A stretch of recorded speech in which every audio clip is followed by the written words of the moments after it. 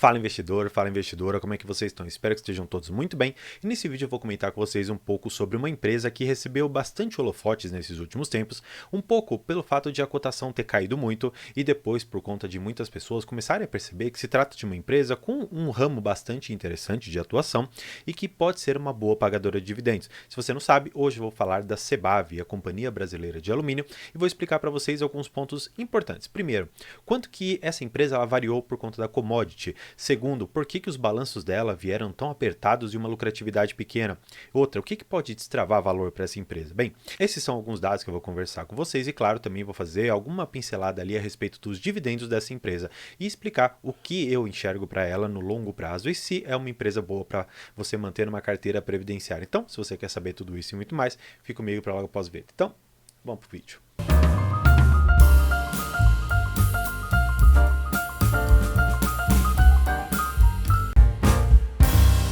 Bem, recentemente fiz uma publicação aqui mesmo no YouTube de um shorts que eu comentei um pouco sobre a Sebav, do porquê que eu enxerguei que as cotações caíram e o porquê que o mercado está punindo tanto essa empresa. O que aconteceu? Bem, eu vou explicar mostrando para vocês os dados relativos a essa empresa. A primeira coisa que vocês têm que saber é por que ela caiu tanto. Bem, basicamente aqui o Bradesco BBI ele fez uma reprecificação dessa empresa. Ele comentou que essa empresa deveria ser cotada a R$ 4,65. Exatamente por isso a ação estava sendo cotada e eu estava acompanhando o pregão nesse dia a mais ou menos 5,30, 5,40 e depois despencou. Foi uma queda de mais de 10% no pregão.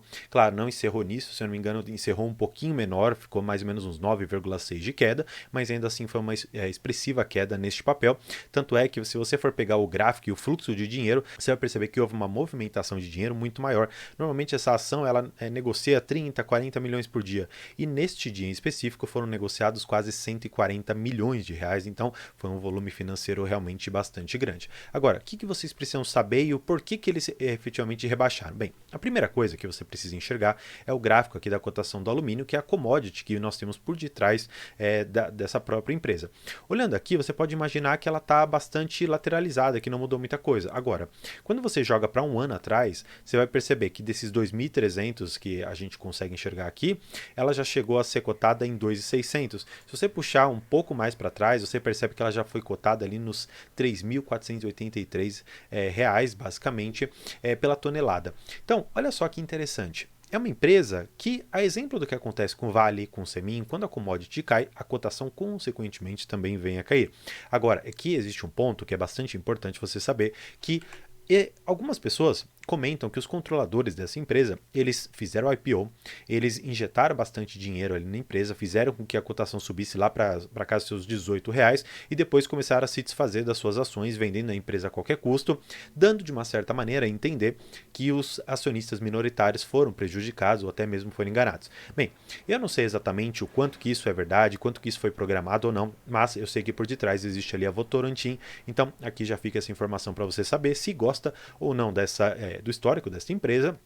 Se você acha que deve ou não participar de alguma outra investida nela, como a CBA, que faz parte do portfólio. Bem, enxergando tudo isso, eu quero que vocês vejam alguma outra questão que eu acho interessante. No próprio site deles, eles reforçam que alguns analistas estabeleceram alguns preços. Olha só que interessante. Aqui do Citi, que foi basicamente no dia 26/7, então nós temos 2 dias que essa cotação saiu. Tá aqui, ó, R$6 o target price, ou seja, o valor que eles entendem justo, o valor alvo ali que eles têm para esse preço. Agora, eles colocaram aqui para o Itaú de 4,50, colocaram para o Bank of America de R$6, para o UBS também de 6,50. Essas outras cotações aqui elas já são mais antigas, tanto é que se você for pegar do BTG e do XP, está em 17, 18 reais, então não vamos considerar essas cotações aqui embaixo, tá? Eu vou até riscar para a gente não imaginar que elas podem voltar para esse preço. Eu particularmente ficaria com essas aqui, com esse quadrante vermelho que eu marquei para vocês. Por quê? Esses preços aqui, eles podem realmente voltar. Por quê?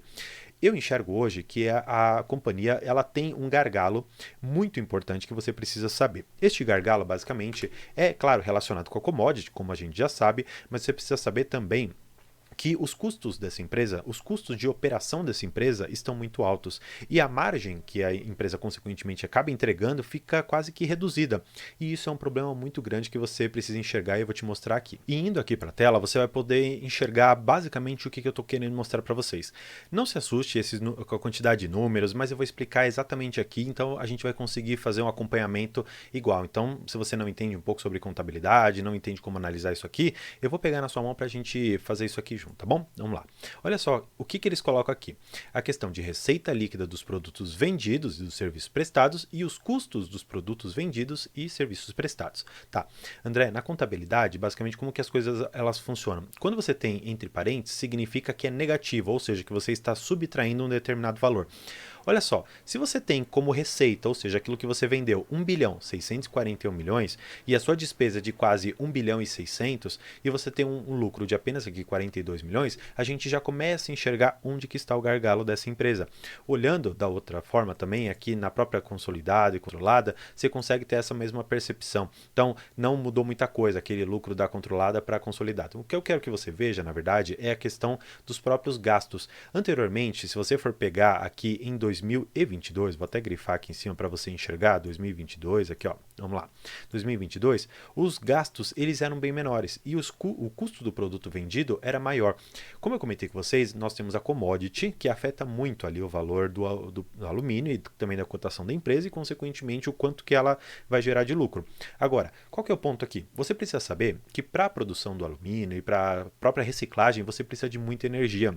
Exatamente por isso que essa é uma empresa que ela tem PCHs. O que é PCH? Pequena central hidrelétrica. Essas pequenas centrais, elas geram a energia que ela precisa, no entanto, isso de uma certa maneira ainda assim exige um determinado custo. Por mais que isso seja incorporado na empresa e você não precisa fazer uma negociação da energia, mas de uma certa maneira você ainda traz esses custos para dentro da empresa.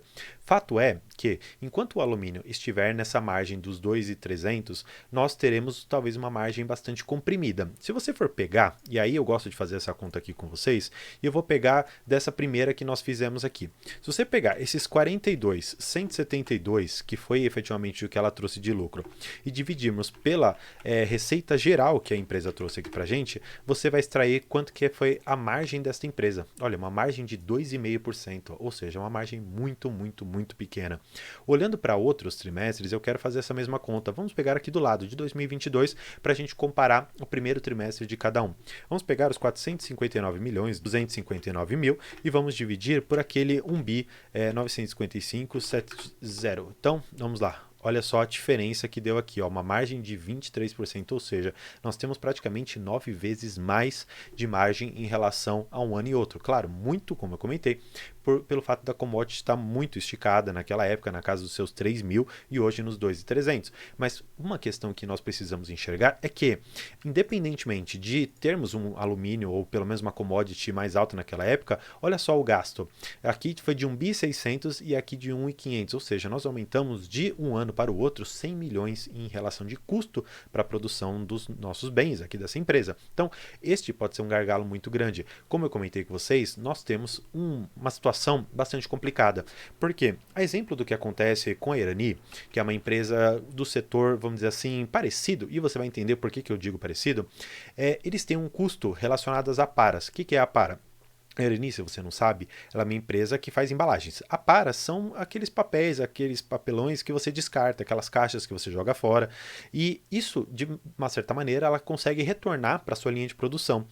A Sebav, ela tem essa mesma ideia. Então, por exemplo, aquela caixinha de leite, dentro dela tem alumínio.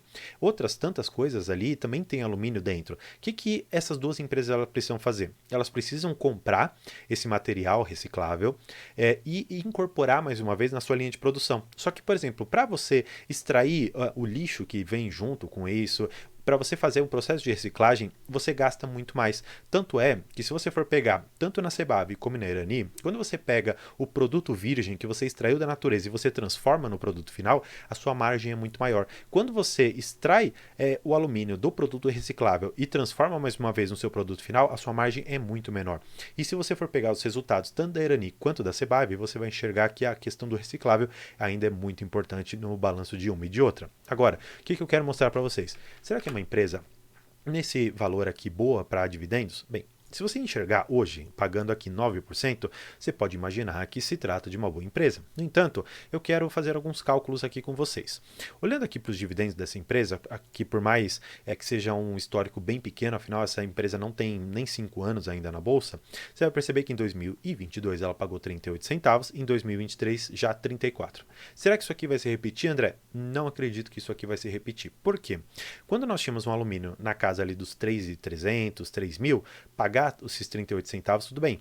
Agora, indo aqui para mais ou menos 2.300, e até vou voltar aqui no preço do alumínio, ó, tava aqui ó, em 2.400 e chegamos em 2.300. Se você não tiver conseguindo enxergar, tá aqui ó, 2.500, mais ou menos 2.400 para 2.231, que é o valor de hoje.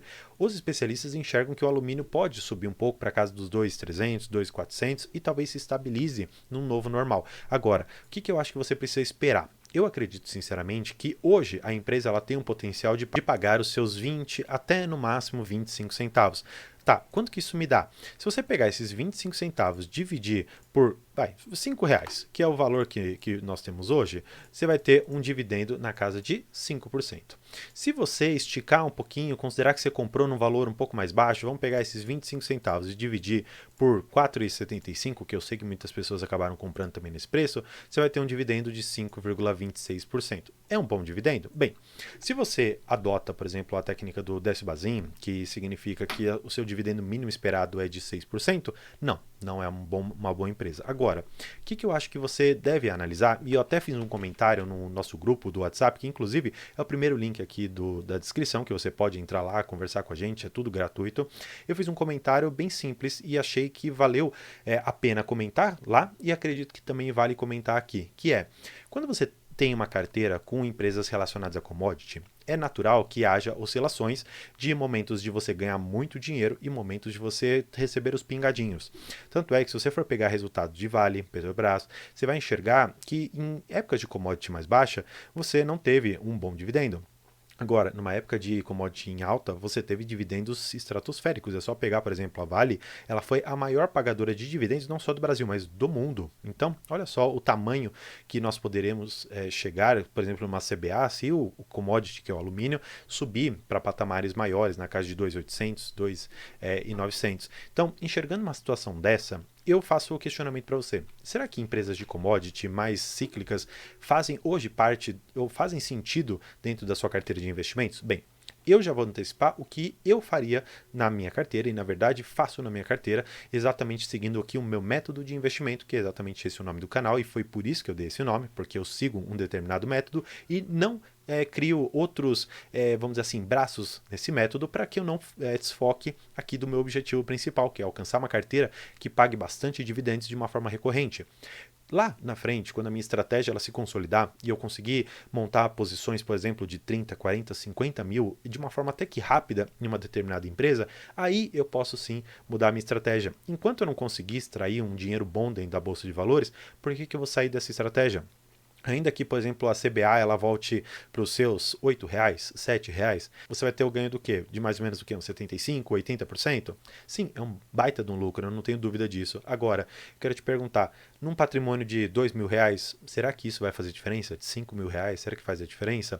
Quero te mostrar, na verdade, que quando você vai fazer a alocação numa empresa de oportunidade ou numa empresa que está passando por um momento ruim, como é a CBA, com os preços da commodity bem baixos e a despesa para a produção bastante altas, será que você tem a capacidade financeira, eu digo, de montar uma posição que, se ela duplicar, triplicar, vai te gerar um bom resultado a ponto de você ter uma alavancagem nos seus resultados? Bem, enquanto você não tiver isso, eu acredito que não se trata de uma boa empresa para você. Agora, se você enxergar que uma empresa de commodity faz sentido e que você entende o ciclo, talvez faça parte da sua estratégia e tenha aderência. Então, é isso que eu quero propor aqui para você. Enxergar todos os riscos da empresa, enxergar a projeção dos analistas, enxergar, no final das contas, a minha posição a respeito de dividendos, se ela, claro, tiver alguma valia para você, e no final das contas, para que você tome uma decisão consciente a respeito da empresa. Quando os resultados dessa empresa eles vierem, eu vou então trazer à tona para vocês o que eu acredito que vai acontecer. Se os resultados operacionais vierem melhores, com despesas ali reduzidas, eu particularmente talvez coloque essa empresa no meu radar apenas para eu acompanhar um pouco dos seus resultados, porque ela é muito nova em bolsa e eu gosto de acompanhar um pouco mais esse tipo de empresa. Agora, se você gosta dessa empresa e tem, por exemplo, o CBA na sua carteira, primeiro, deixa aqui nos comentários. Gosto de saber quantas ações você tem, qual o seu preço médio e qual o seu objetivo com essa empresa, tá bom? Então, por hoje é isso. Muito obrigado